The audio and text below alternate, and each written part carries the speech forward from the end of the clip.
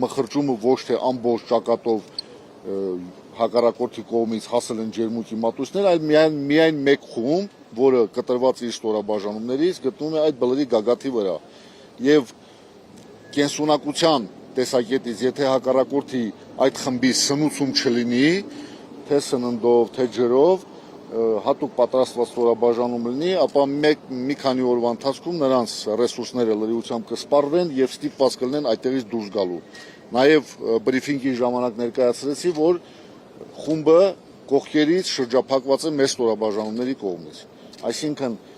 մարտավարական իրադրությունը գնահատում եմ կայուն եւ մեր հմուտ գործողությունների արդյունքում այդ խումբը այդտեղից կհեռանա։ Չենք թույլատրի, որպեսզի ապահովի նրանց կենսունակությունը, մեքենաների շարժ դեպի մեր տարածք չեն լինի, ներկայությամբ չկան, իրենք չեն կարողանում բերեն իրենց սնունդը եւ ջուրը ապահովեն, եւ կենսունակությունը կորցրելով խումբը հետ կքաշվի, կմիանա իրենց հիմնական ստորաբաժանումներին, որոնք ջերմուկի մատույցներից գտնվում են առավել մեծ խորությունների 7, 8, 10, նույնիսկ սահմանի վրա, հեռավորությունների վրա։ Այսօր նաեւ դիտարկման արդյունքներով հյուսիսային հատվածում մենք տեսախցիկներով դիտարկել ենք, որ հակառակորդի մոտ 50-60 հոգանոց խումբ հետ են քաշվել դեպի սահման։ Հայաստանի Հանրապետության պետական սահման։ Դա փաստ է տեսախցիկներով դիտարկված։ Այդ դա է իրադրությունը։ Ընդհանրապես վախենալու, հուսահատվելու ոչ մի բան չկա, մեր զինված ուժերը շրջափակել են հակառակորդի այդ մխրճված խմբերը, նրանց ջոկատները եւ իրադրությունը գտնվում է մեր հսկողության տակ։ Կարելի է ասել, որ իրանք շրջափակված են մեր ուժերով։ Անձամբ այդ խումբը մեր ստորաբաժանումներով շրջափակված է։ Հակառակորդի մեկ խումբը թող 10-12 զինծառայող, ոչ ավել։ Դուք ասացիք կնոջ մասին, որը կտանքների է ենթարկվել, խոսքը զինվորական կնոջ մասին է, թե քաղաքացիական, Սուսաննա Մարգարյանի, թե այլ ուրիշ կնոջ մասին։ Ազգանունով չեմ կարող նշել ով է կին զինծառայողը, այդ ինֆորմացիան էլեկտրոնային տարբերակով հասել է ինձ, որը առկա է իմ մոտ, ինքը կին զինծառայող է։ Գերիների մասով ադրբեջանական տելեգրամային ալիքներում շրջանառվում են մոտ 2 տասնյակ գերիներ, բայց 3 ՄԱԿ-ի անվտանգության խորհրդում մեր ներկայացուցիչը 7 հոգու անուն նշեց։ Դուք ինչ տվյալներ ունեք այս մասին։ Ադրբեջանական տելեգրամյան ալիքները միանշանակ ապատեղեկատվություն են տարածում եւ դա փորձում են դա կատարել մեր հասարակության, մեր ժողովրդի վրա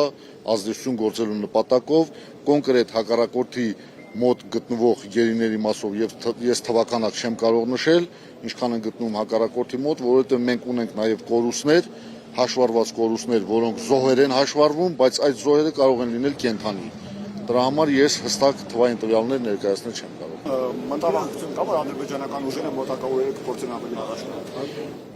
Ոչ մի մտավախություն չկա, մեր ստորաբաժանումները դիրքավորված են, զբաղեցրած են իրենց դիրքերը, հենակետերը, շրջանները եւ ադրբեջանական զինված ուժերը ոչ մի քայլ այդ մխրճման գագաթից մեր ուղղությամբ ոչ մի քայլ չեն կարող շարժվել։ Մեր ուժերը բավական են եւ այս ուղղությամբ մենք հակառակորդին համապատասխան կորուստներ հասցնելով նրանց հետ կշպրտենք, եթե փորձեն նորից իրենց հարձակողական գործողությունները սկսել։ Անասյան, այսպիսի տեղեկությունների շրջանում ու ջերմուկում կորած վաշտ կա, վաշտեր կան, նմանատիպ տեղեկություն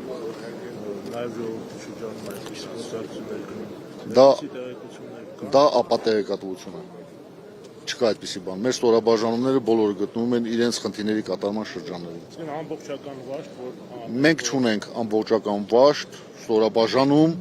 դա լինի դասակ, վաշտ, ջոկ, մենք չունենք այդպիսի ստորաբաժանում, որ ինքը